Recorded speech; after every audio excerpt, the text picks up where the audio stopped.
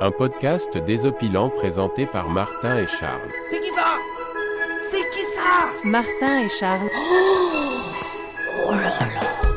Mais où sont-ils que je leur crève les yeux? Qui ça? Martin et Charles. Je commençais à me fatiguer. Il y a pas quelques soissons avec de la bonne soivre, hein? Permettez-moi de vous préciser poliment que vous êtes de pauvres petits plim-plim. Ces amuse-bouches m'ont mis en appétit.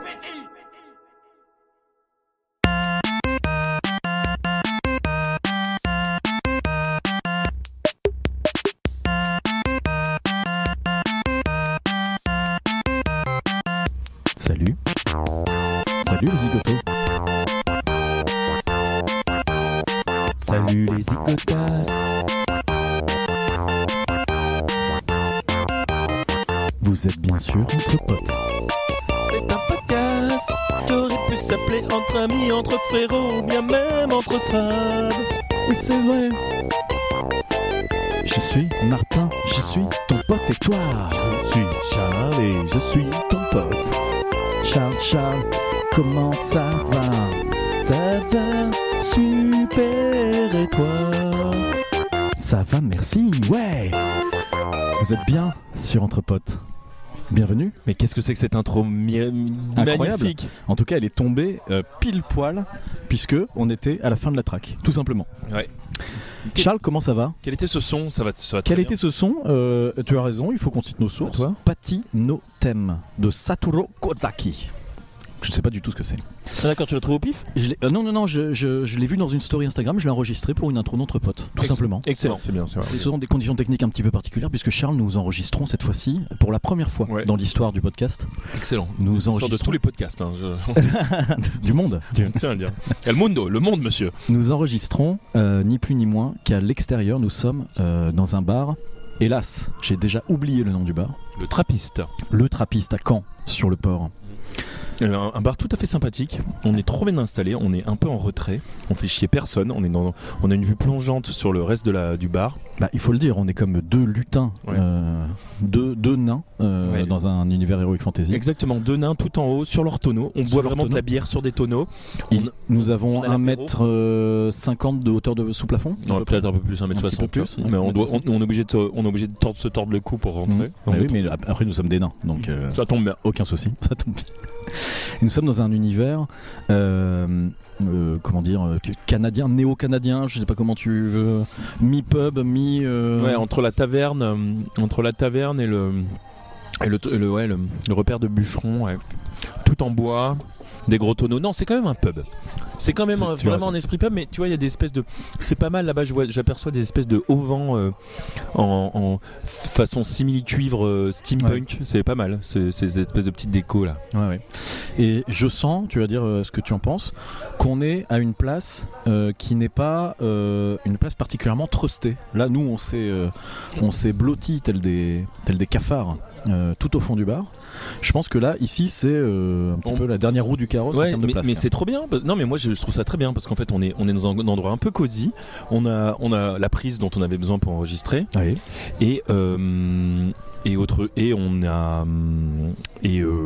fait chier personne. C'est ce que je te disais. On voit parce que si on était au milieu d'une place où à chaque fois on est obligé de se faire gaffe parce qu'il y a d'autres gens qui passent à côté et tout. Non, là, on est bien. Et vous avez juste peut-être un petit léger fond sonore. Tout à l'heure, tu as été commandé au bar et je t'ai vu discuter avec la dame. Parce que là, il faut le dire, une dame d'un certain âge commande. Ce qu'on appelle une gramilf. Pourquoi gras? Ah, granny. C'est une espèce de vieille blague. Non, une dame d'un certain âge, ouais. Vas-y, continue. Une dame d'un certain âge t'a abordé et je t'ai entendu lui parler de danse de salon. Alors, deux questions. Pourquoi? Sinon, comment? Expliquez. Pourquoi et comment? En fait, il y avait une chanson de rock, voire de jazz juste avant là, un peu groovy quoi, qui passait. Ouais. Elle connaissait la chanson, elle se déhanchait, elle m'a dit ça c'est un classique et tout. Il faut que j'aille poser un classique aussi, elle a rajouté juste après. Et là, mêlant le geste à la parole. Elle a dit mais est-ce qu'on danse encore là-dessus, jeune homme? Alors moi j'ai déjà apprécié le fait d'être appelé jeune homme alors que j'ai les mêmes couleurs de cheveux qu'elle. Oui. Oui. Mais je pense que c'est mon swag, Bien sûr, mon swag naturel. qui prévaut. Et je lui ai dit, bah écoutez, je sais pas trop, parce que dit les gens dansent plus solo maintenant. Et c'est vrai que je pensais rock, tout ça, c'est vrai que c'est solo. Et je dis, pour moi, la danse qui majoritairement a pris le pas sur la danse à deux, c'est le mosh pit. C'est le two-step. C'est le two-step. Et là, joignons le geste à la parole une fois de plus. je lui ai envoyé un karatéka, un karaté-coup. Non, mais ce que je lui disais, c'est je pense que ce qui a pris le pas sur la danse à deux, c'est tout ce qui est danse latine. Et justement, j'ai dit, et je parle pas de la pseudo-noblesse d'un tango, mais je parle bien de bachata, de cumbia et de salsa, qui sont les danses qui sont les danses de séduction à deux qui prévalent maintenant depuis assez longtemps, non ? D'accord. Mais alors ça c'est une découverte Amérique du Sud ou c'est quelque chose que tu... Ah non, c'est pas une découverte Amérique du Sud. Moi je te parle en France. Oui, non mais j'ai bien compris, mais d'où te vient cette connaissance des danses de salon ? Ah mais moi je ne les connais pas, je les connais très mal. Non, c'est une connaissance théorique, d'accord. Non, mais c'est... quand est-ce que des gens dansent à deux ? Quand est-ce que des gens dansent à deux ? Il me semble que je pose une théorie. À la fin de la boom, généralement, il y a un slow. Non, mais justement, mais y a-t-il encore des slows ? Je crois pas. Quand est-ce que les gens se pécho à deux ? C'est sur des sons latinos. Quand est-ce que les gens dansent à deux, sinon ?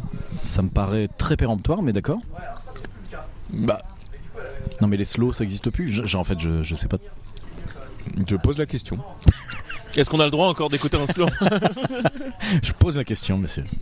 Il pose la question. Vous êtes bien sur l'heure des pros. Et il pose la question. Je vais à mon tour lui en poser une qui me brûle littéralement les lèvres. Et il ne parle pas de sa bouche. Et je parle évidemment pas de ma bouche, ni de mes propres lèvres. Charles, comment ça va ? Ça va super. Non, vraiment, c'est top. Ça a l'air. Tu passes une bonne journée ? On a passé une super journée. Ouais, c'est vrai. Non, mais déjà, en plus, tu vois, j'étais en super mood. Oui, t'es arrivé, t'étais en super mood. Alors que j'étais au téléphone et c'était extrêmement impoli. Puisque j'étais avec la ligne Soch, rappelons-le. Et vous aurez la fin de l'énigme, amis auditoris. Donc oui, t'étais arrivé dans un super mood. Effectivement, t'étais en forme. On a bien rigolé. On a fait 2 super épisodes là auprès du feu. Je t'ai mis un beau près du feu. J'avais préparé le feu depuis un moment. Mais franchement, on était bien. Franchement, on a fait ce qu'on avait à faire. On a fait nos 2 épisodes sans se presser ni s'entraîner. C'est ça qui est cool. Et là, on s'est tapé une petite heure dans le camp. Enfin. À Caen, il y a quoi ? Un château. Tu le sais, il y a un château, un point de vue. Une cathédrale. Non. À Caen, il n'y a pas une cathédrale. À Caen, il n'y a pas quoi ? Une cathédrale, mais l'église Saint-Pierre. Oui.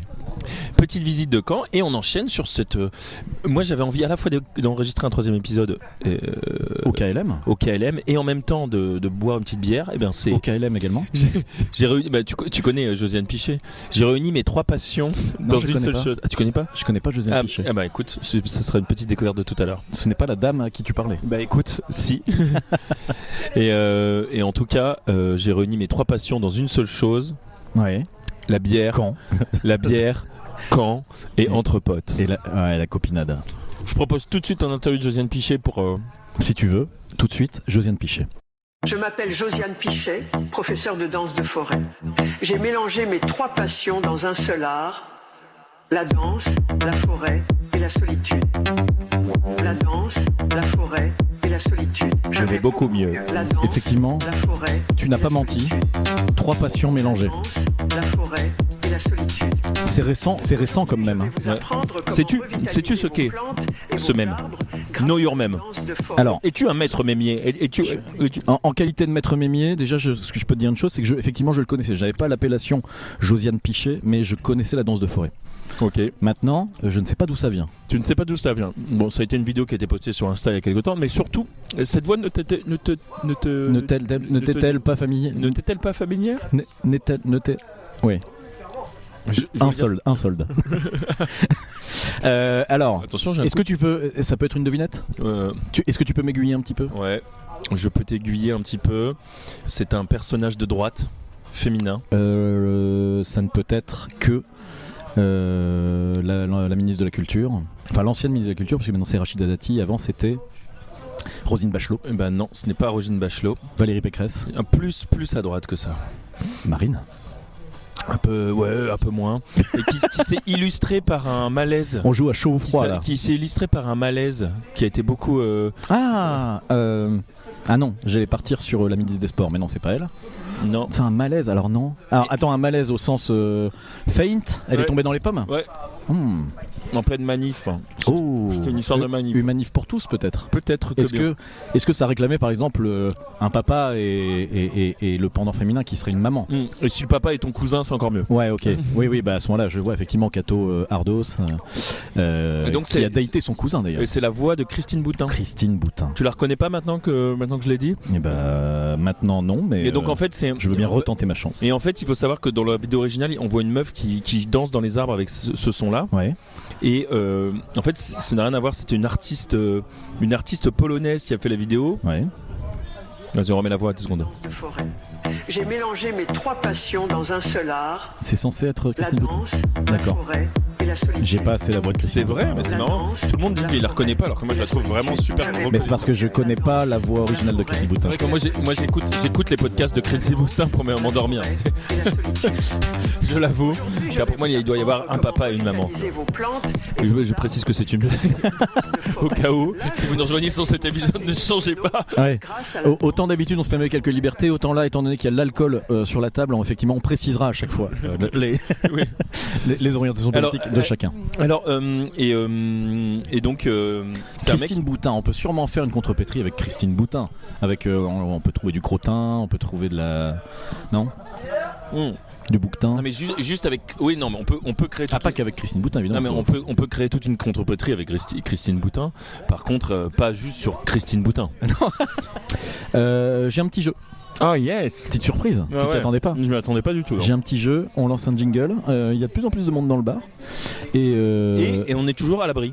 Et pour l'instant, nos défenses sont solides. Ouais. Voilà, on se retrouve tout de suite.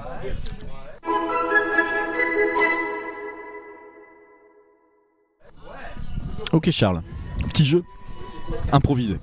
Mais improvisé. Oui, mais improvisé. Non, je me l'étais évidemment mis dans une petite note. J'ai une série de cartes de France avec des mots de patois. Enfin de patois. Pas vraiment de patois, on va dire des mots de nos régions. Ouais. Et je vois très bien ce que tu veux dire. Oui. C'est est-ce que tu es sur le délire de la carte du pain au chocolat versus chocolat tout à fait, voilà, okay. Mais avec d'autres mots. Ouais. Et alors, j'hésite à te faire deviner soit à chaque fois le mot du Nord, d'accord, soit te donner un mot d'une des régions et que tu dois deviner de quelle région c'est. On va commencer très facile pour que tout le monde comprenne le jeu, d'accord ? Voir trouver toutes les déclinaisons qui existent de ce... Des fois c'est un petit peu... Des fois il y a du monde. Ouais. Mais par exemple, là, la majorité des Français parlent d'une averse. Combien d'autres expressions de nos régions peux-tu me donner pour désigner une averse ? Je sais pas trop, justement. Dans le Nord, tu la connais. Une drache ? Une drache, tout à fait. Ok. Ça c'est Nord Picardie et Belgique, tout à fait. Il n'y a pas un grain ? Le grain, non, il n'est pas là. Après ça c'est plutôt un terme de marine il me semble. Ouais, tout à fait.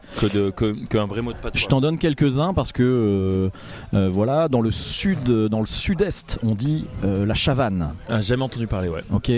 Dans le sud-sud on parle de rouchatte. Dans le sud-ouest on va parler d'abado, de chagat ou de chour. Oh, c'est technique. Et là. Dans le centre de la France, on parlera d'acado. Ok ? J'ai jamais entendu parler de tous ces mots.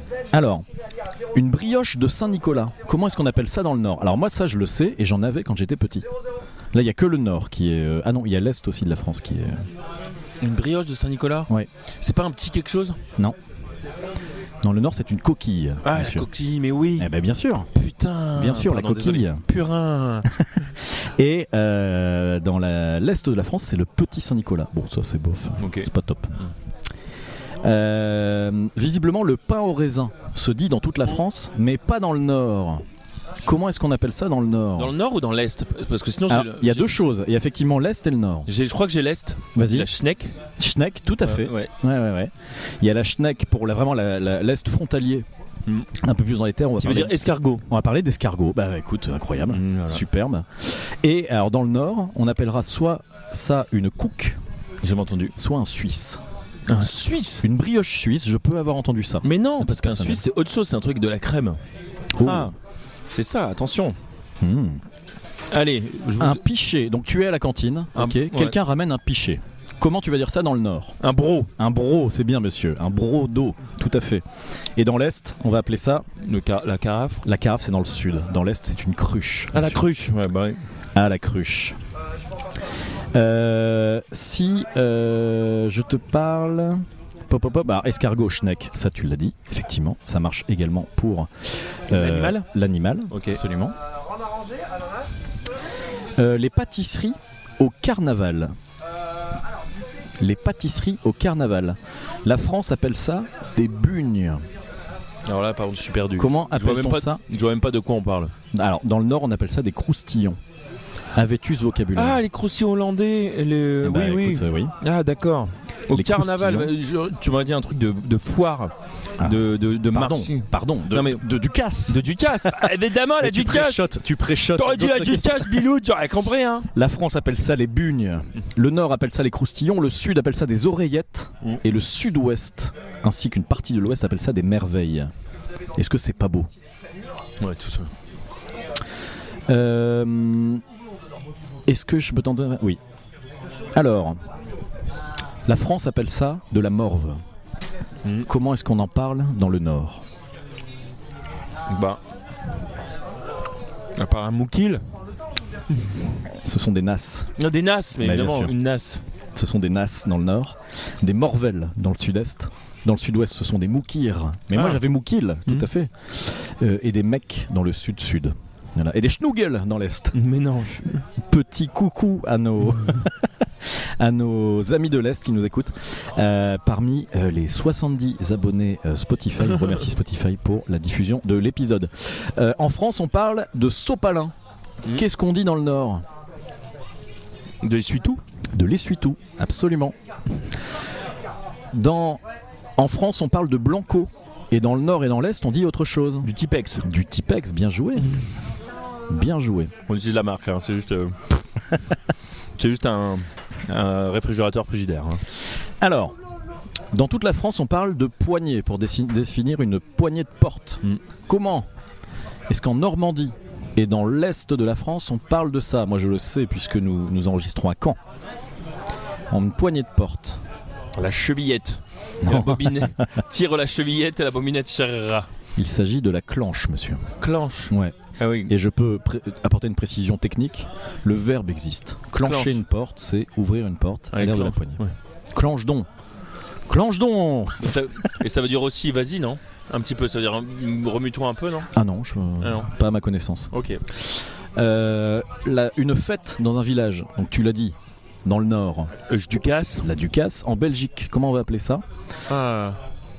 J'ai le mot kermesse. La kermesse, ouais, ok. Mais pour moi, kermesse, c'était plus une fête des écoles. Ouais, moi aussi. Visiblement, en Bretagne, on parle d'un pardon. Un pardon? Ouais, c'est étonnant, hein? Et dans le Sud, on appellerait ça une fête votive. La fête votive. Ouais, Ça te parle, ça? J'ai déjà entendu parler des fêtes votives. D'accord. En France, j'en fais encore un ou deux. Ouais. Après, je te libère. En France, le petit tas de poussière qui est sous le lit, on appelle ça un mouton. Un mouton, ouais. Comment est-ce qu'on appelle ça dans le Nord? Comment est-ce qu'on appelle ça dans l'Est? Je vais être dégoûté quand tu vas dire le mot du Nord. Parce Bah, que je sais pense là. pas. Je pense pas, parce que ce serait un minou dans le Un Nord. minou, ouais. Des minous. Mais Ah, ouais, des bien sûr, il y a des minous, minous. ouais, mais ça, ouais. Ouais, si, effectivement. Et dans l'Est, ce serait le chenille. Ah, j'ai jamais entendu ça, je savais pas. Ah, celui-là est pas mal. En France, monsieur. En France. Enfin, Est-ce qu'on a le droit encore de parler de la France? est-ce qu'on a le droit d'aimer la France? Est-ce qu'on a le droit encore d'aimer la France, s'il vous plaît? Quand on choisit le loup dans la cour de récréation, en France, on fait plouf plouf. Qu'est-ce qu'on fait dans le Nord? Trop. Oui, joli, monsieur. Et en Normandie, figure-toi qu'on fait pouf pouf. Pouf pouf. Et dans le Sud, on ferait ploum ploum. Ça, c'est ce que C'est ce que. C'est quoi Attends, du coup j'ai dit trou, mais c'est Trou, plouf, plouf. Mais c'est quoi le premier? C'était le loup. Plouf. Non. Ah non, c'est juste pour choisir qui est le loup. Ouais. On fait plouf. Ouais. En France, on fait plouf. Trop. Ouais, moi c'est trop. Ça sera toi qui. Même si le. Et allez, le dernier. En France, on parle de crouton du pain pour désigner l'extrémité. Je te demande comment on en parle dans le sud et comment on en parle dans le nord. Sachant que dans le nord, ça me paraît faux. Mais le quignon. Le quignon, c'est dans le sud. Ça, c'est oui, monsieur. 10 000 € dans la cagnotte. Et dans le nord et en Belgique, on parlerait du cul du pain. Ça, c'est faux. Ça me paraît non. Fake news. Ah, il aurait fallu ramener la casquette Trump. Pour faire sensation. Allez, le dernier, parce que celui-là, je l'ai entendu chez les amis du Cozy Corner récemment. Ils se demandaient quel est l'autre nom de la queue du Mickey. Mais sais-tu seulement ce qu'est la queue du Mickey? Non. La queue du Mickey, c'est ce qu'on attrape dans un manège pour avoir un tour gratuit. J'ai jamais entendu cette expression. Tu as entendu le pompon, évidemment le pompon, monsieur. Le Cozy Corner défend le fait que seule l'expression la queue du Mickey existe. Je m'inscris en faux, monsieur. Mais regardez-moi bien dans les yeux. Je m'inscris en faux. Mais qui sont ces gens? Des fous à mes yeux. Des parigots, tout au plus. La queue du Mickey. La queue du Mickey. Et j'avais proprement jamais entendu ça avant. Jamais non plus. De l'entendre de la bouche de ces fous. M'entends-tu seulement? J'espère que tu t'es désinscrit. Hélas non. Et que tu as retiré tes vues précédentes de leur... Ça va toujours? Ça va toujours très bien. Ok, petit jingle et on se retrouve tout de suite.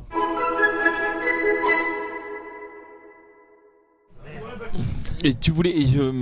je t'écoute. Ne voulais-tu point...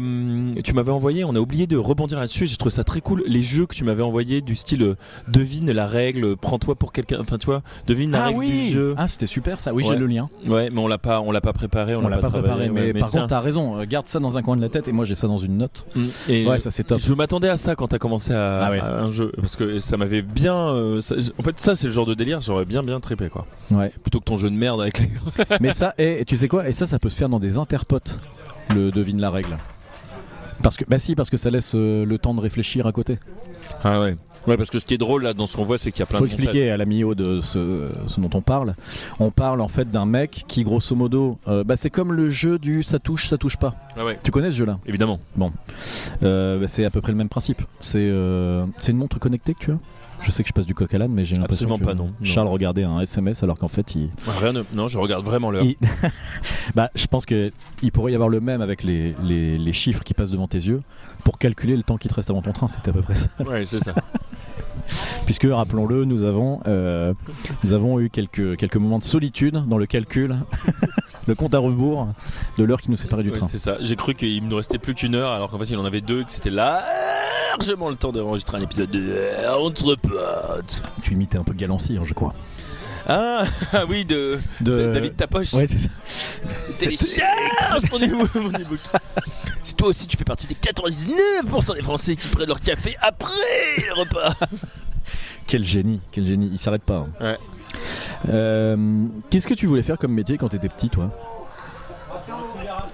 Quand j'étais petit ou le truc qui m'a vraiment fait douter? Premier truc qui te vient à l'esprit quand je te pose, qu'est-ce que tu voulais faire? Moniteur de ski. Ah bon? Ouais.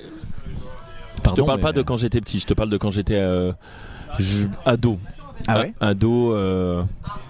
J'ai toujours eu ce problème de la vocation. En fait, j'ai toujours eu ce truc de... Alors attends, définis ado. Ok Google, définis ado. Non, même plus qu'ado. Franchement, même jusqu'en seconde, en fait. Ah ouais? Non, mais en fait... Ah, ça va. Parce que j'ai cru que t'allais dire jusqu'en prépa, quoi. Bah... Pas loin. Non, mais après, en fait, c'est pas ça. C'est que j'ai compris après que, en fait, que en fait n'étaient moniteurs de ski que des gars de la montagne. Hélas. Tu vois ce que je veux dire? Bah, tu veux dire en termes de réseau? En termes de réseau, de niveau, en fait.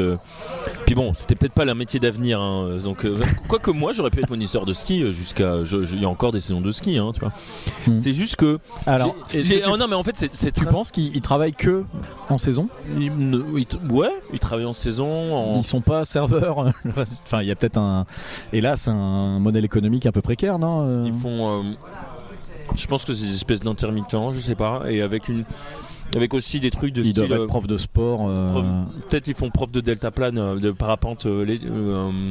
Oh, profs de sport dans les écoles en fait. Ça. Ouais, mais. Parce que, ouais, non, mais les vacances scolaires, oui, effectivement, il y a besoin d'une présence. Bon, bref, j'en ai en train de. Trop dans le détail. Non, mais je me renseignerai sur le modèle économique des moniteurs de ski. Mais il n'est pas trop tard. Mais. Je pense que ça a été mes premières révélations sociologiques. Du style. Bon, je pense que j'ai déjà assez longuement parlé de mon rapport avec le travail préalablement. J'ai jamais considéré le travail comme une véritable vocation et là je me suis emparé de certains sujets qui me plaisent plus que d'autres, mais sans jamais je me lève pas au milieu de la nuit pour dire il faut absolument que je redéfinisse les limites de ce qu'est la mobilité aujourd'hui, quoi. Et quand le problème c'est que j'ai toujours trouvé que c'est marrant, c'était les premiers signes que j'aurais peut-être de conscience sociologique et de rapport au travail précoce, c'est-à-dire que on me disait mais en plus j'étais vraiment le bon premier de la classe et tout, on me dit tu peux faire tout ce que tu veux et qu'est-ce que t'aimes bien faire. Bah moi quand on me disait ce que j'aime bien faire, c'était pas je me suis jamais dit j'ai envie de faire des slides pour des boîtes, ça va être trop bien et tout, je vais faire des présentations, ça va être super, quoi, tu vois. Un peu, mais même là, mais c'était pas le raisonnement en disant puisque je peux faire tout ce que je veux, je vais faire le truc le plus cool.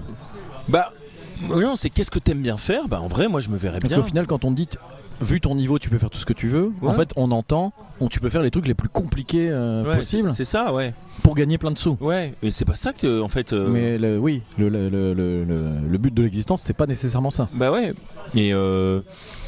Et du coup, moi, j'avais vraiment un truc de qu'est-ce qui serait vraiment cool. Ouais, c'est ça. Dans quoi je pourrais m'épanouir. Putain, bah si j'étais dans la montagne. Mais si j'étais dans la montagne et que. 2 questions. Ouais. 1, tu faisais beaucoup de ski ? Bah j'en faisais un petit peu. J'en faisais de manière annuelle. Mais. Ouais. Mais j'avais pas le niveau en fait. En fait, c'était ça. C'était qu'en fait. Moi je trouvais ça trop bien, mais en fait c'était une espèce. C'est pour ça que je te dis c'était. Mais deuxième question, il y a eu un moniteur un peu iconique qui t'a donné envie. Non. C'était la profession. Toi c'est l'esprit de corps. non mais il faut savoir que c'est un renoncement pour moi les sports d'hiver.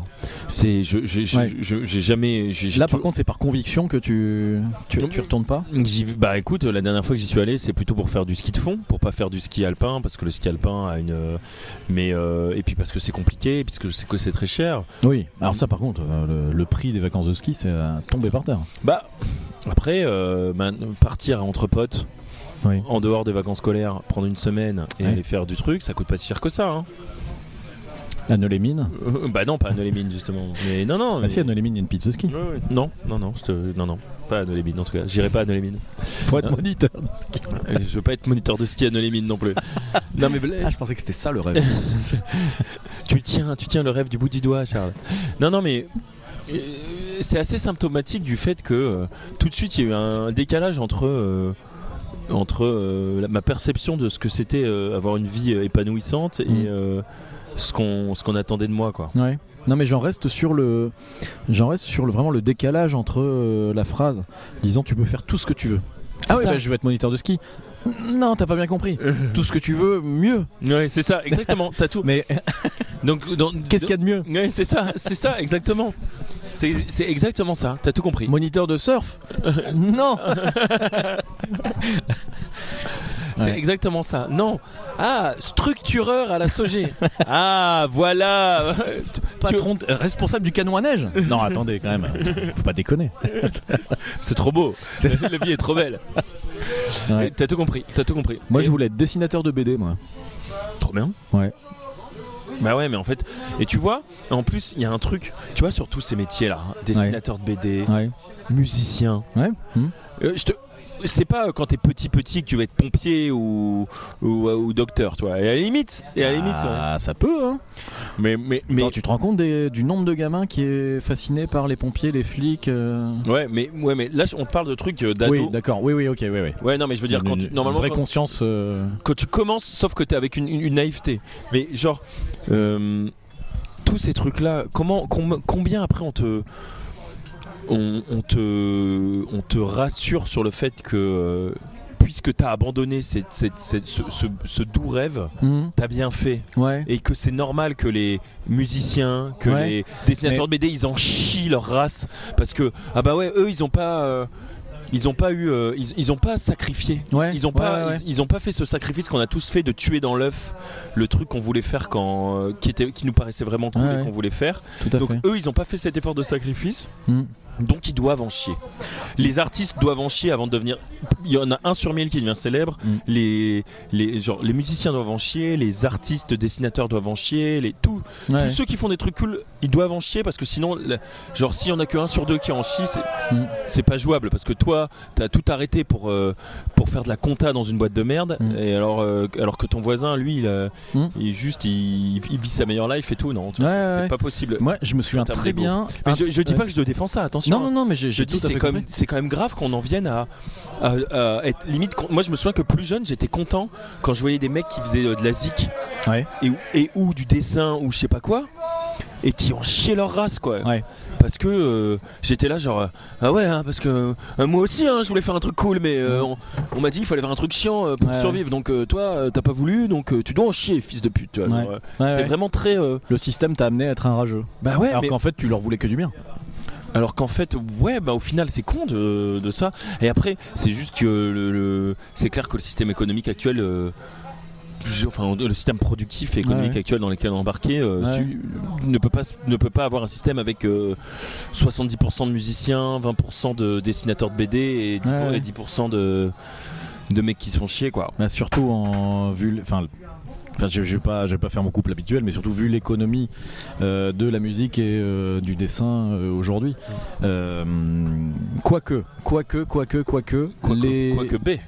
B déjà à Pagnan d'autre part, mais je l'ai souvent dit, mais la redistribution des revenus royalties est quand même particulièrement égalitaire aujourd'hui via les plateformes de distribution, notamment celles qui sponsorisent le podcast. On parle de Spotify évidemment, on les salue, mais blague à part, le stream est rémunérateur aujourd'hui. On gagne 2 € à chaque fois que c'est Spotify ou pas parce que 2 €, merde, pas beaucoup.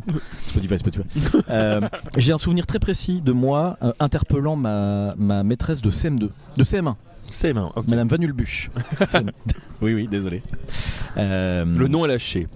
Le blaze est lâché. L'interpellant, CM1, disant mais à quel moment on va nous demander à l'école quel métier on veut faire en creux pour éventuellement pouvoir nous orienter. Et elle de répondre en levant la tête, les yeux au ciel. Oh, t'as largement le temps de te poser la question. Eh ben écoute, cette pensée, ce souvenir, je l'ai eu au moment de remplir, quand on a eu le bac, toi et moi, on a dû remplir 3 choix. Et je me suis dit, non, j'ai pas eu le temps de me demander ce que je voulais faire. Tu vois ? Exactement, je suis d'accord avec toi. Et aujourd'hui encore, j'en veux à Madame Van Hulbuch. Si elle est parmi les 70 abonnés Spotify, merci Spotify, elle peut se signaler et on règle nos comptes. Mais non, je lui en veux encore de m'avoir fait cette réponse-là. Parce que finalement, ce moment-là, il n'arrive jamais. Exactement. Il n'arrive jamais, sauf quand tu es sauf quand t'es dans le moule, sauf quand ça y est, t'es sur l'escalator des études supérieures, etc. Et où finalement les voies de professionnalisation, tu t'as pas eu le temps de te poser la question. Donc tu pars, voilà. C'est exactement ça. Tu te retrouves à devoir faire des choix en terminale. Oui, parce que moi aujourd'hui je les vois les mecs sur Instagram qui disent suivez vos rêves, accrochez-vous à votre rêve, ne lâchez rien, etc. Oui, d'accord. Mais il faut avoir le temps de le structurer un petit peu ton rêve. Je suis pas en train de conscientiser ou de demander à ce qu'il y ait de marketer les rêves des gens. Ça c'est pas du tout le sujet. C'est plus de se dire il faut à un moment donné se fixer sur un truc. Et je trouve que le parcours qu'on a du CP jusqu'à la fac nous permet pas de prendre ce temps-là. Je peux être que d'accord avec toi. Moi j'ai fait encore pire. J'ai fait vraiment la voie tracée du premier de la classe. Ouais, en plus toi tu nous as raconté que cette question-là tu te l'es posée à la fin de la prépa, quoi. Ouais, parce que en fait, qu'est-ce qu'on m'a offert en faisant la prépa ? On m'a dit, de toute façon, t'es bon élève, tu vas faire une prépa. Et faisant une prépa, tu pourras tout faire. C'est la même chose qu'on dit quand tu fais quand tu faisais une terminale S à l'époque. #boomer. Pas tant, parce que pas tant. Je crois que c'est relativement récent quand même les gros bacs. Mais blague à part, ce que je veux dire, c'est que j'ai encore plus reculé pour mieux sauter, moi.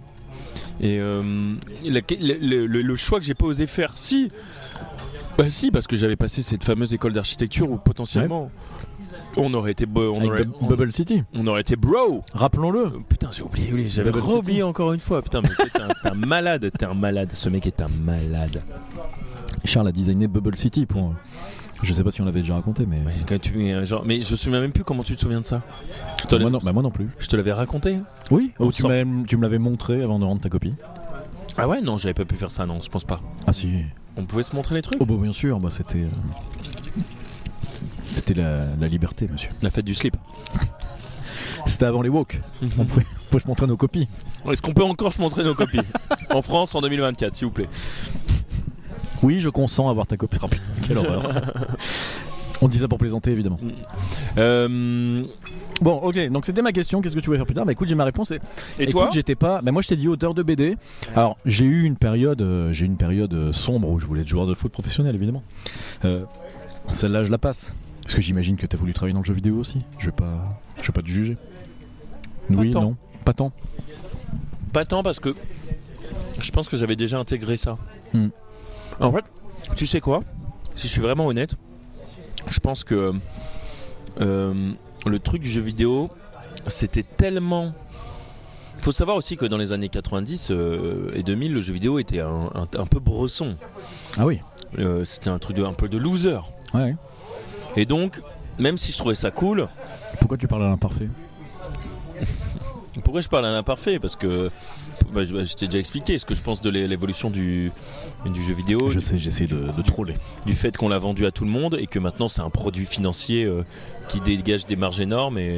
Donc ok, il n'y a jamais eu cette... Parce qu'aujourd'hui, aujourd'hui encore, je pense qu'un gamin dit à ses parents je veux travailler dans le monde du jeu vidéo.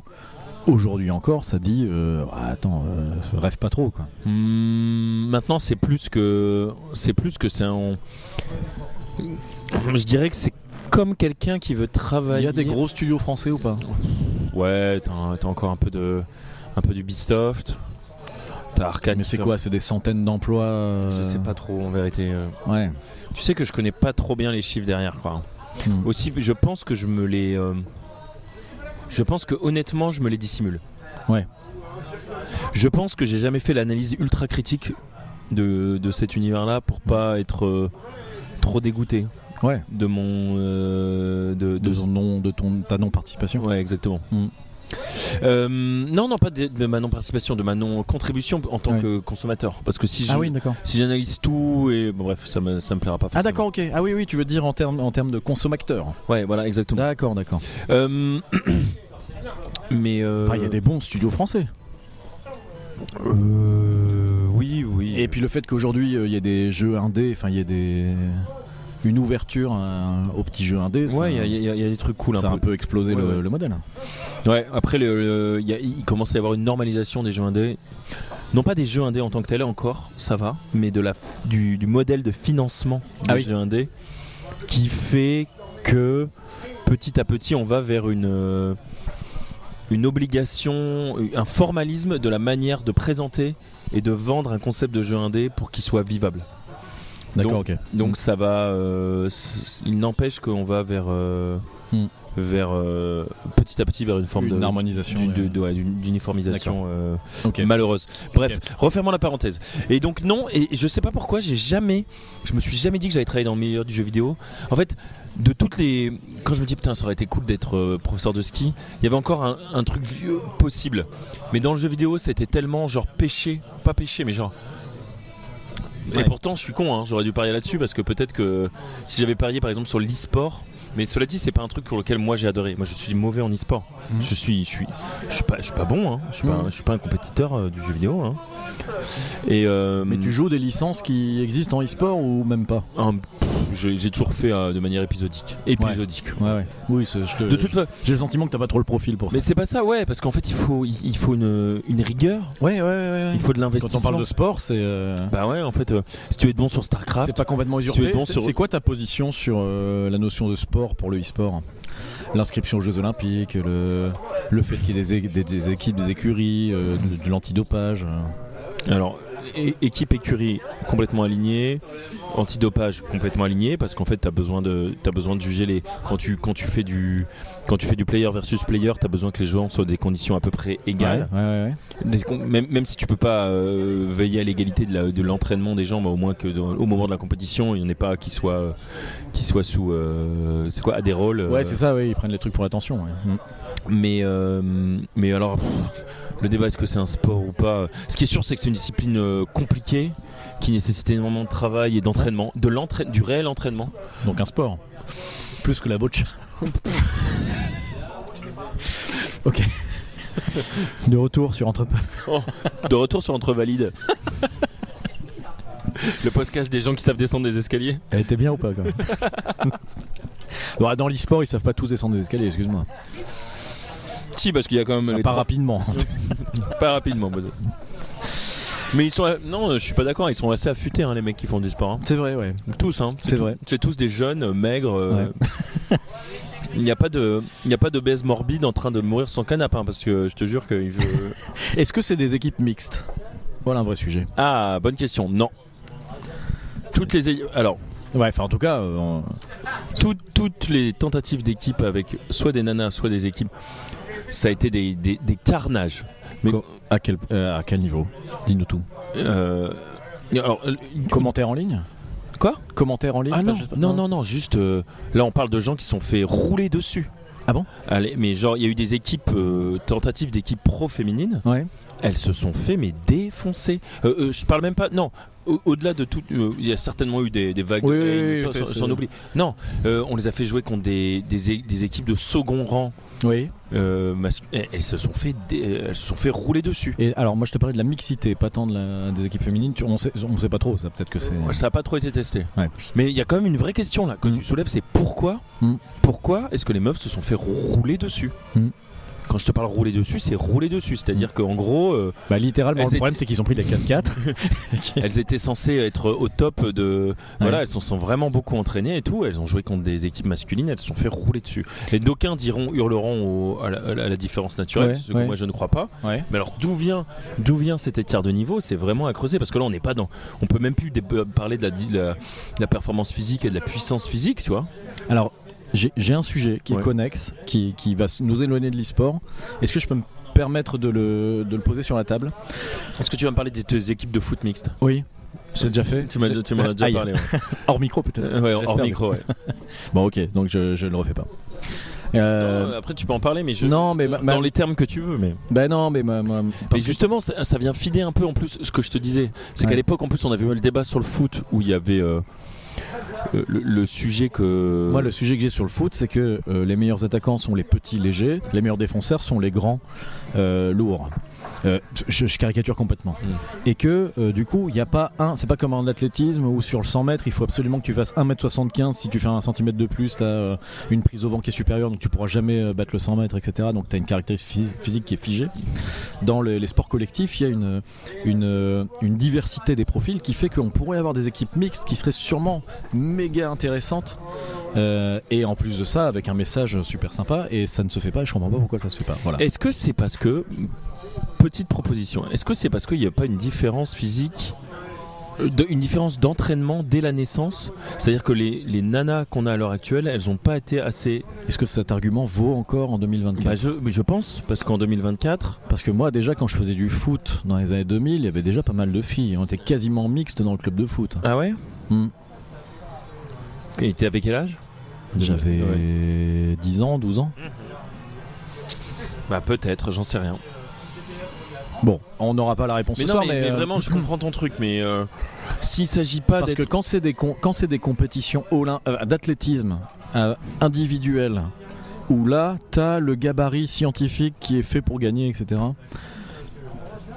À la limite, il y a c'est comme les mascus te sortent toujours le truc des Sir Williams, un match des Sir Williams contre des tennisman de même pas de premier rang, alors qu'elles étaient au top du chart. Elles se sont fait écraser. Ouais. C'était triste à voir. Ah oui. Ouais. Et alors, on parle quand même d'une génération d'avant. Alors cette fois-ci écrasée, parce que déjà la dernière fois c'était roulé dessus. Ouais, non mais ok. Ouais, et là, non mais tu connais elles sont fait roxer quoi. Genre. Et je suis pas du tout en train de défendre ça d'une manière masculine. J'ai bien compris. Mais par contre, on le précise, mais on le sait. Ouais, mais par contre, le fait que ce soit un fait, on a fait jouer les sœurs Williams contre je sais plus qui n'était même pas parmi les top 10 mondiaux, et ça a été un massacre unilatéral. Ça, c'est un argument qui fait le pain béni, le petit lait de tous les mascus et de machin. Et il faut qu'on essaye de comprendre pourquoi des athlètes féminines de top niveau au tennis se sont fait comme ça roaster. Et par contre, alors moi, ma suggestion de foot mixte, je crois pas que ça a été expérimenté. Non. Pardon de jeter. Tu vois, il y a une espèce de plan d'eau. De plan d'eau, effectivement, un peu au loin. Et moi, j'ai un caillou rectangulaire. D'accord ? Je le saisis. Oserais-tu l'appeler un pavé ? Si tu veux, si tu souhaites, on peut l'appeler comme ça. Je le saisis et je le lance vers l'étendue d'eau stable. Mais écoute, mais voilà. Non, il y a eu des matchs. Pareil. Il y a eu des matchs d'humiliation. Souvent on fait des matchs d'humiliation. Il y a eu des matchs, je crois, au foot d'équipe. T'es revenu dans l'e-sport ? Non, de foot. Il y a eu des matchs de foot où on a mis une équipe féminine versus 3 attaquants masculins. Et où pareil, je crois qu'il y a des trucs comme ça qui D'accord, j'ai vu deux joueurs contre 100 enfants. Peut-être même plus sur Canal+, notamment, mais peut-être même plus sur la vidéo dont je parle. Et ce qui est marrant, c'est que les mecs se baladent littéralement mais alors là c'est différent, c'est que les enfants ils ont pas du tout le sens du jeu. C'est-à-dire qu'ils sont pas répartis sur le terrain, ils courent vers le ballon quoi. Ils sont vraiment mais je pense qu'ils sont plus, hélas. Et sauf que les mecs arrivent sur le but et là t'as vraiment parce qu'ils sont plus que ça, parce que t'as 100 gamins dans le but. C'est horrible. Et donc le mec a juste à lever un peu le ballon pour le mettre dans... Bon, mais la vidéo est assez marrante et d'ailleurs elle est utilisée comme ça, il n'y a aucune humiliation associée. Mais alors que là il y a un truc du style l'équipe 1 l'équipe 1 de Montreuil. Féminin. Ah oui, non, d'accord. Je pensais que t'allais dans l'autre sens. Non, là c'est genre l'équipe 1 de foot féminin ou l'équipe ou contre nationale de foot féminin contre genre 3 joueurs internationaux. En mode qui les balade de gauche à droite. Alors, on peut qu'inviter à se méfier aussi de ce genre de vidéos qui peuvent être montées, qui peuvent être datées, qui peuvent... Exactement, tu as tout à fait raison. D'accord. Et d'ailleurs ça, j'en suis moins sûr de ce truc-là que le match des Sœurs Williams. D'accord. Okay. Et moi j'invite tout auditeur, auditrice qui serait intéressé par la question du foot mixte à entrer dans les DM du... En vrai, je monterais bien un groupe de réflexion là-dessus pour se poser, ne serait-ce que se poser la question. Peut-on ? Voilà. Ouais, d'expérimenter. Peut-on créer la meilleure équipe dans ta ville de foot mixte ? Avec une équipe qui soit mixte. Est-ce que la meilleure équipe de ta ville, tu vas prendre une ville expérimentale, est-ce que la meilleure équipe de ta ville, ce serait pas une équipe mixte ? Et pourquoi le foot ? N'importe quel sport collectif. D'ailleurs, volley par exemple ? À un forum des associations, j'ai découvert que les Allemands, une fois de plus, en avance sur leur temps, je dis ça sans aucun... Sur leur tank, tu veux dire. Merci de m'avoir rattrapé au vol avec ce bon jeu de mots. Ont inventé un sport qui n'est que mixte, qui est entre le basket et le volley. En fait, tu te fais des passes comme au volley et tu as juste un panier central dans lequel chaque équipe doit marquer. Voilà. Je vais retrouver le nom du sport. Mais c'est un sport qui est uniquement mixte. Ouais. Et j'étais complètement choc-barre d'apprendre l'existence de ce enjaillé. Sport. Complètement enjaillé. Choc-barre joyeux. Choc-barre joyeux, qui est également le nom d'un Pokémon que je vais m'empresser d'attraper. On se retrouve tout de suite après le jingle pour un nouveau... C'est ce que vous voulez.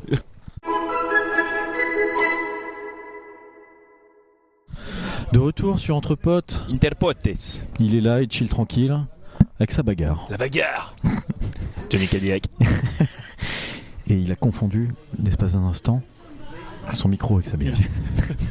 Parce qu'il a crié la bagarre dans la bagarre. Et ça, amis auditeurs, c'était beau. C'était une mise en abîme d'une beauté. Dimanche. Ça faisait un moment que je l'avais pas fait. J'ai écouté France Inter. Connu cette radio indé. Dimanche soir, j'ai écouté France Inter. Et je me suis aperçu que si je comprends bien, de 7 à 8 le dimanche. C'est une libre antenne accordée à Fabrice Lucchini qui parle pendant 1 heure et qui, au final, pense à voix haute. Est-ce que c'est pas un peu la radio d'avant, ça ? Est-ce que c'est pas un peu la radio libre diffusée depuis une proche banlieue ? Ça te parle ou pas ? Bah, j'ai assez peu de références. Ouais. Je te dis, un mec parle pendant 1 heure, ça t'évoque quoi ? Ça m'évoque Charles et Martin autour d'une bière. Ouais, mais ils sont 2. 2, t'as déjà plus une notion d'émission. Ouais, parce que sinon je pensais à D-Fool, mais là ils sont 4, ils étaient 4, tu vois, genre c'était la... Tu sais que D-Fool aimait toujours ? Il fait toujours tous les soirs à 21h, D-Fool est sur Skyrock ? Ouais. Mais non. Avec son associé. Comment il s'appelle ? Romano. Mais alors attends, je me souviens maintenant que t'étais auditeur de ça. Ah oui, moi j'étais Yankee, comment on appelle ? Est-ce que tu sais à quoi il ressemble, D-Fool ? Ouais, c'est pas une belle personne. Hein. Il ressemble à Robert de la Conta. Bah j'aurais plus dit à José de Loison-sous-Lens, quoi. Et Romano, tu sais à quoi il ressemble, Romano ? Yes, c'est un mec chauve à lunettes maintenant. Ouais, de 120 kilos. Ah, il a grimpé alors du coup. Je sais parce que je les ai vus récemment en train de se peser. Donc je suis pas allé vérifier sur Tu les as vus se peser ? Comment ça ? En fait, je découvrais leur gueule à l'occasion de ce réel, et c'est un réel dans lequel ils se pesaient. Voilà. Je peux pas t'en dire plus, je ne sais pas pourquoi, je ne sais pas comment, mais je me suis dit putain, j'ai eu 2 réflexions. C'est donc ce mec-là qui donnait des conseils sexos aux adolescents dans les années 2000. Et 2, ce mec donne toujours des conseils sexos aux adolescents dans les années 2020. Alors, il y a 25 ans. Il avait déjà un certain âge. Ouais, mais c'est moins, ça me choque moins il y a 25 ans que maintenant, quoi. Il y a 25 ans, il avait 25 ans, quoi. Ouais, mais ok.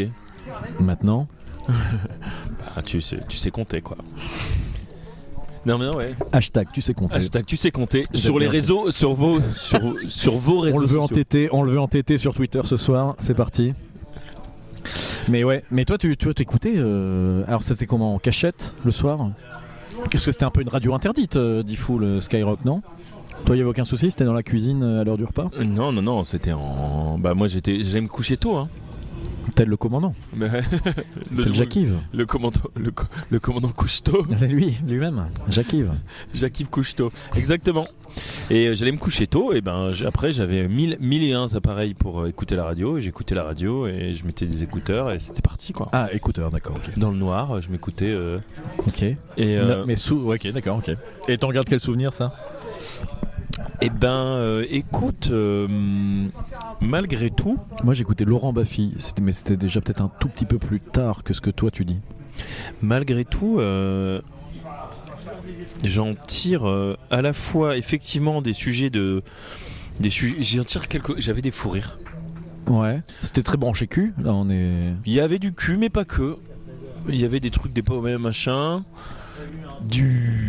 Finalement toute une partie musicale sur laquelle je suis passé, parce que quand je t'ai fait écouter du son tout à l'heure, je t'ai rien mis de rap des années 2000, quoi. Ouais. Alors qu'il y avait des trucs quand même importants. Ouais. Genre Funky Family, Art de rue. Oui. C'est quand même un son, un album iconique. Ouais, et voire même, si je dois être vraiment honnête, voire plus encore, l'école du micro d'argent de IAM. Ah oui. Qui est un album pour le coup que j'ai énormément écouté. Ah putain, je suis complètement passé à côté, ça. Ouais. NTM, mais pas trop. Et j'ai réécouté du NTM plus tard. Un peu, mais là... C'était mieux, hein. Quoi ? C'était mieux. Je sais pas, j'en sais rien. NSPP. Mais ne se prononce pas, hein, pour ceux qui... Non, mais pour la mi-aude. Pour la mi-aude. Ouais.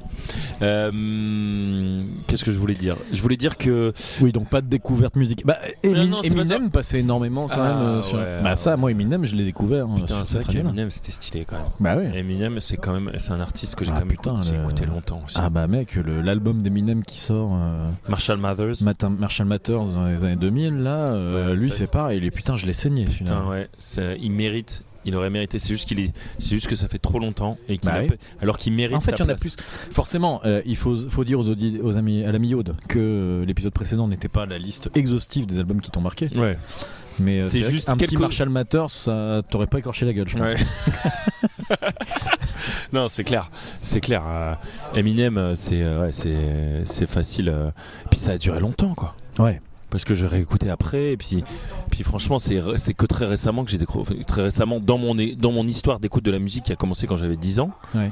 C'est que depuis 5 ans que je crois que j'écoute plus. Je sais plus ce que fait Eminem, mais que voilà. Ah, que depuis 5 ans. Ah ouais, donc t'as été quand même relativement loin. Je crois que les derniers trucs c'était comme ça. I'm not afraid. Ah, mais moi j'ai même pas été jusque là. Pour moi, son dernier album c'est Marshall Mathers. Ah non. Mais par contre, il y a eu des trucs très très mais intéressants. même t'aurais pu passer sur les Blink 182, c'est pareil. T'as Enema of the State, tu l'as un peu. Oui, mais ça je l'ai fait à dessein parce qu'on avait déjà parlé. Et oui, puis les musiques à guitare, on a dit que c'était pas forcément le sujet. Ouais, exactement. Moi je voulais te faire écouter. Je voulais aussi te partager avec toi 3-4 trucs qu'est-ce qui m'a amené au-delà de la musique à guitare en fait. Aussi, c'était un peu ça l'idée. Donc, mais t'as raison, Eminem c'était important. Eminem était important. Donc il passait sur les ondes de Skyrock. De Skyrock, parce qu'on parlait de Skyrock. Et oui, et ben en fait c'est sûr que j'ai eu des émois et des émois sexuels sur Sky. Et en même temps, je suis pas sûr que ça fait de moi le pire des pervers, tu vois. Donc je sais pas trop quoi en penser. Ok. Parce que des émois. Comment t'aurais pu avoir des émois juste avec des témoignages de gens de ton âge qui appelaient pour raconter. Oh là là, non, mais c'est genre. Non, et puis un peu plus vieux, c'était des histoires un peu. Oui, eux c'était des jeunes adultes. Eux c'était genre, moi j'avais 14 ou 13, puis eux ils avaient 18. Tu peux tousser parce que t'as une drôle de voix, t'as un filtre dans la voix. Tu veux dire, j'ai un fond de voix glaireux. Ouais, c'est ça. Tousse donc le glaireux. Et raconte-nous ton anecdote. Non, mais j'ai pas particulièrement d'anecdote, c'est juste que c'est clair que rétrospectivement ça peut paraître sordide que ces mecs-là s'ils avaient 25 balais à l'époque, non, enfin pourquoi pas. Moi ça me choque maintenant par contre. Ah oui. Rétrospectivement. Non, ça me choque en 2024. Non, ça me choque en 2024. Oui. C'est genre faut passer le flambeau les gars. Non mais c'est clair aussi. Genre ils sont où les petits jeunes qui ont envie de raconter des conneries avec genre c'est forcément un truc de boomer du coup là, Non, et puis c'est complètement malsain d'un mec de 50 ans qui écoute un gamin de 15 ans. Et il y a 90% de chances en plus qu'il lui donne des conseils de boomer. Enfin, je veux dire, non mais c'est vrai. Tu vois, genre... Oui. Sauf que lui, du coup, il a connu que ça, que les ses seules expériences, c'est les témoignages qu'il entend. Donc, du coup, il est à jour. Ouais, peut-être qu'il est à jour en fait. Ouais, c'est ça. Non, peut-être qu'il est jeune dans sa tête aussi, tu vois, genre, non mais j'en sais rien, je sais pas. Intérieurement, alors parce que extérieurement, je vais te dire, il y a des travaux. T'assistes dans des dégringolades. Non, j'ai été très surpris de voir la tête de cette personne. J'ai même pas osé dire ce monsieur par respect pour le genre humain. Pour les messieurs. On est toujours dans ce bar, au Trappiste, ouais. De plus en plus de monde, et j'ai l'impression que les personnes qui sont en bas sont belges. As-tu remarqué seulement la personne qui est accoudée avec une doudoune sans manche accompagnée d'un hoodie? Tu tout de suite attiré ton attention. Non, c'est sa dentition qui me choque barre. Ouais, elle me choque barre de BZ. Elle est très présente. Elle est très présente et je suis à 2 doigts d'appeler un vétérinaire. Un véto-chevalin. Un véto-chevalin, effectivement, pour un prélèvement. Je pense à un croisement avec un pur sang. Une hybridation. Avec un étalon. Après bon, à proximité du Pays d'Auge, est-ce vraiment si étonnant? Il est accompagné d'un... Alors, l'autre monsieur accoudé est un monsieur plus chill. Alors lui, il a une veste. Alors lui, c'est un sportif. Il a, malgré son embonpoint notoire, il a quand même une veste de rugby. Et il porte une casquette cochonou. C'est vrai. De nappe. En nappe de pique-nique. En nappe de pique-nique. Et puis, écoute, les 3 autres ont une calvitie bien visible de là où on est. Les 5 sont belges. Les 5 sont en copinade. Figure-toi, ils sont en voyage de potes. On n'a presque pu faire un interpote avec eux. C'est clair. Et voilà, et donc ils viennent se détendre autour de bonne bière au Trappiste. Écoute, c'est tout le bien qu'on leur souhaite. Oui, donc Charles, je pars en Guyane oui, c'est vrai, ça, dans 4 jours. 4 jours, ouais. Pour le boulot. Pour le boulot. Ah oui, et toi le peu voyageur, ça va te dépayser. Pour l'instant, j'ai fait ce que je te disais, Espagne-Belgique. Donc là, à moi l'Amérique du Sud. Mais pour autant, j'y vais Tu veux dire la France? Tu veux dire tu vas en France, monsieur? Je sais pas qu'on a encore le droit de dire ce mot. Pardon. Je vais sur le continent effectivement sud-américain, mais en France. Chez moi. Donc je suis chez moi. Je suis chez moi, monsieur. Et je manquerai pas de le rappeler en descendant de l'avion. Grâce à ce t-shirt que j'aborderai. Donc je décolle là ce week-end. Ça veut dire que le prochain Interpote sera sauf que là je parle à la mi-haute dans le passé, donc vous avez entendu l'Interpote en Guyane, mais voilà, et je dois te livrer cette absolument non crainte pour moi de ce voyage, puisqu'il est dans le cadre du travail. Et c'est marrant parce que le fait que ce soit dans le cadre du travail, ça me sécurise, mais d'une force incroyable. C'est-à-dire que tout est calé, je me suis tout réservé, tout est ok, machin. J'y vais, de toute façon, j'ai aucune. Alors, je corrèle ça avec. Je lis ça avec Orelsan, c'est ça ? Effectivement, avec Orelsan, Magic Bogos, bonjour. Je lis ça avec le. De toute façon, qu'il fasse beau, qu'il fasse moche, que je m'amuse pas, je suis là pour le travail. Donc, il n'y a absolument aucun enjeu. Et je pense qu'en fait, ça m'a amené à cette conclusion-là.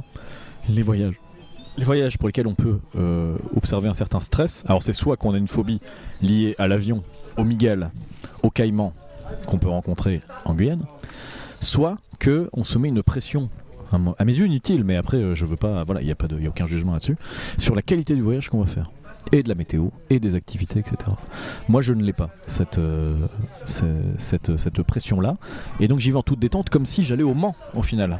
Ça n'a de différence que le temps de transport. Voilà, et je voulais simplement te le dire. Eh ben écoute, je comprends tout à fait, et je pense que c'est quelque chose que j'ai rappelé. C'est marrant parce que j'ai rappelé récemment à Kautar ça, parce qu'elle prépare beaucoup notre voyage à venir de plusieurs mois en Asie du Sud-Est. Oui. Et à un moment je lui ai dit... c'est horrible parce qu'à chaque fois que je parle de ça, je parle en anglais, mais c'est vraiment une phrase que j'adore en anglais, c'est manage expectations. Ah oui. C'est vraiment attention, il y a des moments qui vont être nuls en fait. Mmh. Et en fait c'est ok, c'est cool en fait. Bah oui, ça reste des moments. C'est des moments et il faut pas avoir trop d'attentes. C'est bien de préparer. Là, elle prépare beaucoup le truc. C'est bien de préparer, c'est bien d'anticiper. Mais faut pas se dire oh là là, ça doit forcément être le meilleur moment de ta vie, oh là là, c'est unique ce qu'on est en train de faire, faut absolument kiffer, sinon c'est gâché. C'est les 2 ans d'attente de Final Fantasy VII Remake, où on te tease disant on va faire le meilleur jeu du monde sur ton jeu préféré ever, ce que tu me disais tout à l'heure, pour au final forcément être déçu. Quoi qu'il fasse, t'aurais été déçu. Ouais, c'est vrai. Final. Alors je suis pas en train de faire un parallèle. Mais non, et justement, mais chose que j'arrive à... Moi je suis ultra à l'aise avec ça dans le voyage, mais je suis beaucoup plus à l'aise parce qu'en fait je sais que ça va être une expérience. Oui, et que ce sera enrichissant. C'est un peu ce que t'as dit, la tuche. Non, n'est-ce pas, par rapport à son voyage au States. Est-ce qu'il a été dans la déception ? On avait parlé de cet aspect anticipation / crainte / Il nous en a fait, mais tu m'as dit que tu n'écoutais pas nécessairement les Interpodes, donc il nous a fait un débrief dans l'Interpode. Il se trouve que pour la tuche, pour Tituche donc, on vous renvoie saison 2 épisode 1. Exactement, saison 2 épisode 1. Il se trouve que c'était un petit peu long pour lui, que finalement voyager seul, le voyage seul et le fait que le point de départ de chaque journée soit le même, et que du coup il y a une espèce de puisqu'il créchait en proche banlieue, mais en banlieue quand même, qui est 3 quarts d'heure de marche pour rejoindre le cœur de New York, qui finalement ces 3 quarts d'heure de début de journée et de fin de journée soient les mêmes chaque jour, qui ont un peu plombé son voyage. C'est ce qu'il nous dit. Et le fait qu'il ait prévu une durée relativement longue, il est resté plus de 10 jours là-bas. Plus de 10 jours dans une seule ville. Seul. C'était un peu long. Ouais. Voilà. Ah, ok. Et je l'ai trouvé très courageux là-dessus. Il l'a admis, il l'a verbalisé. Je pense que tout le monde ne l'aurait pas verbalisé. Beaucoup de gens auraient pu se voiler la face en disant c'était le meilleur voyage de ma vie, point barre, et puis de garder pour soi le fait que oui, il y a eu des temps un petit peu longs, etc. Lui, il ne l'a pas caché et nous l'a dit comme ça. Il y a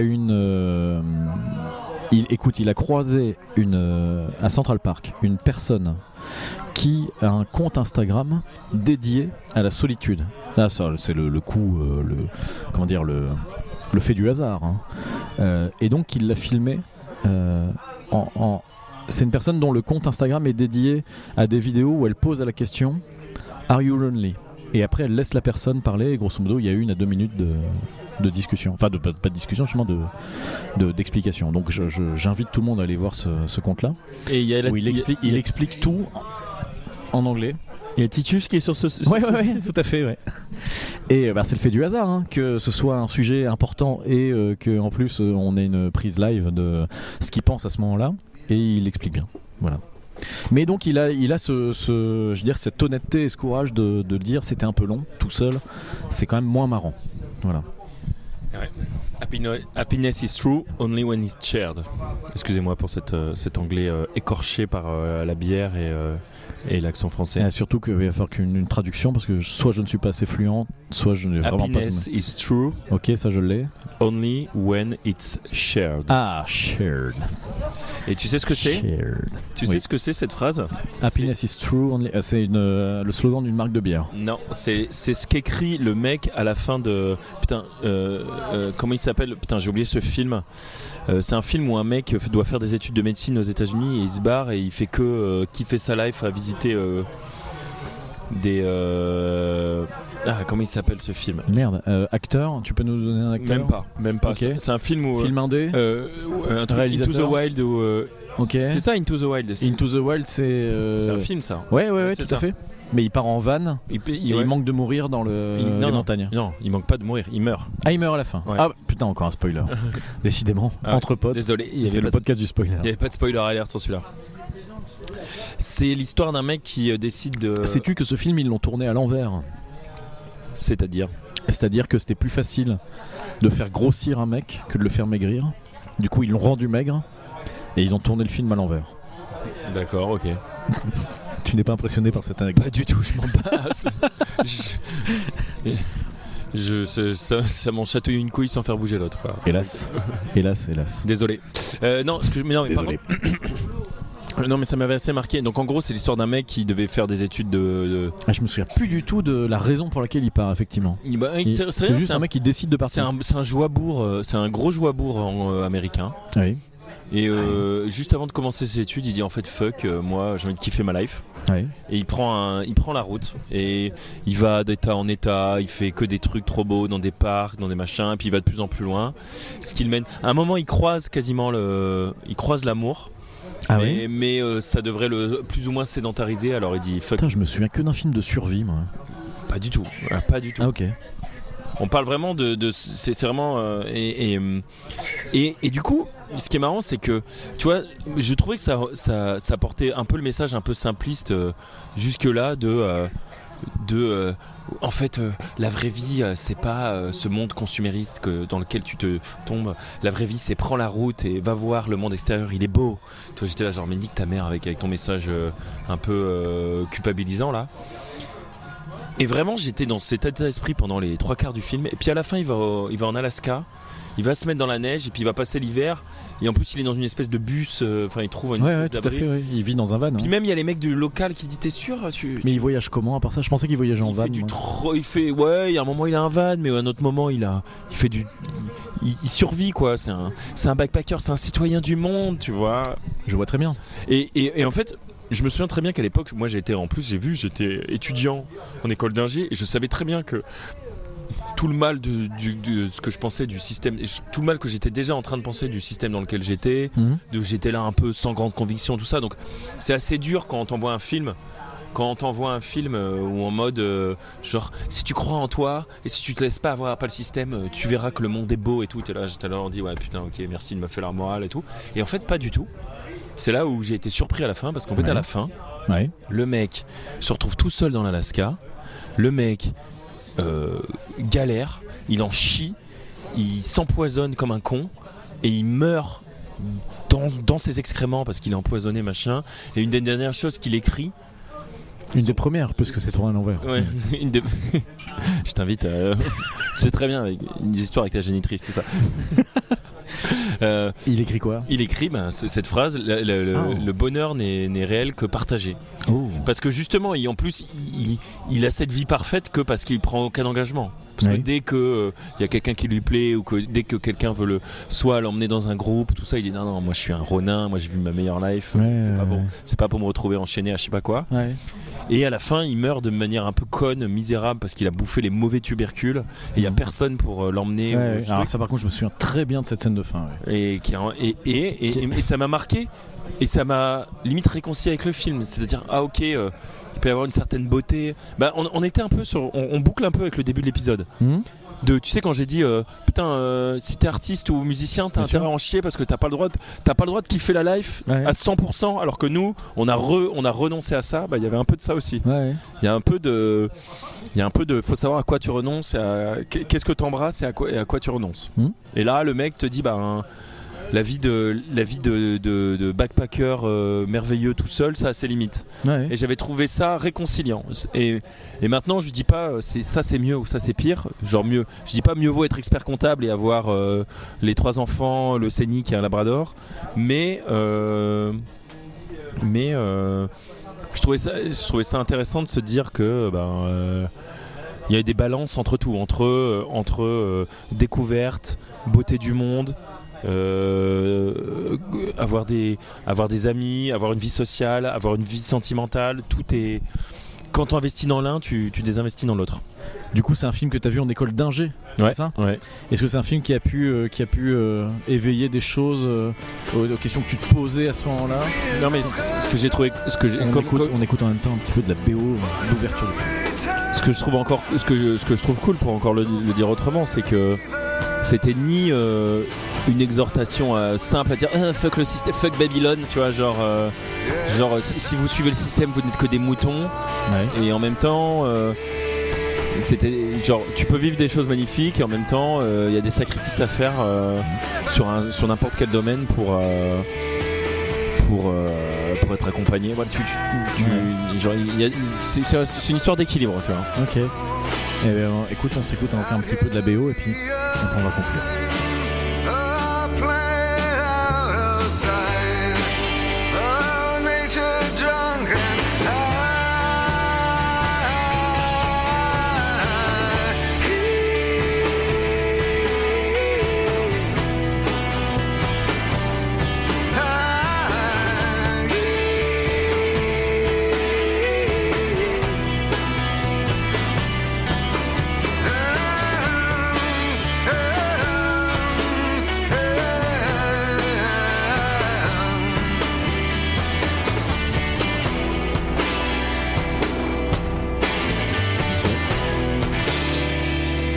Ok mon pote, c'est la bagarre pour toi.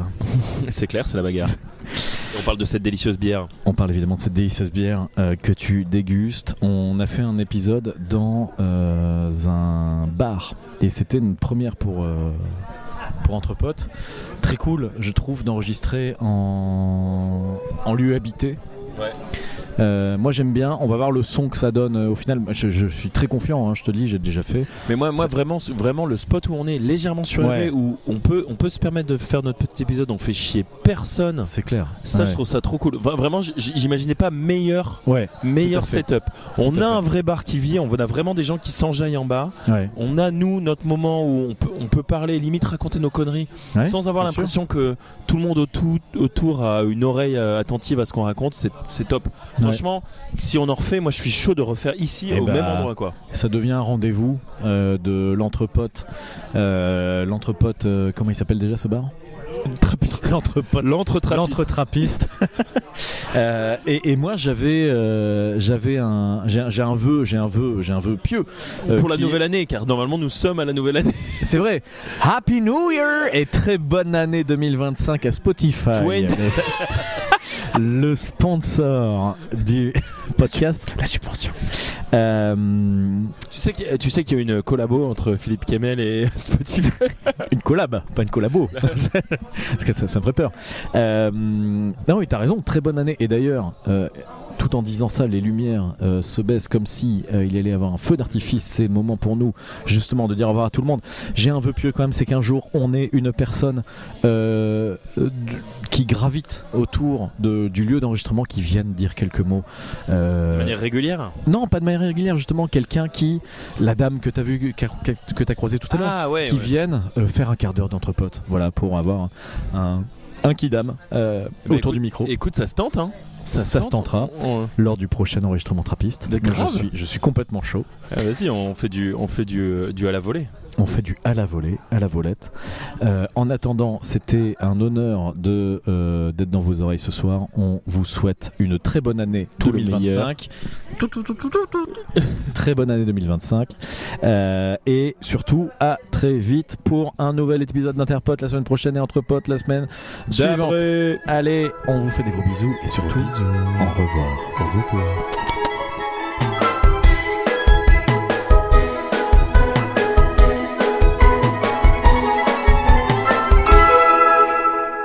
Alors ça, c'est du bon minervois.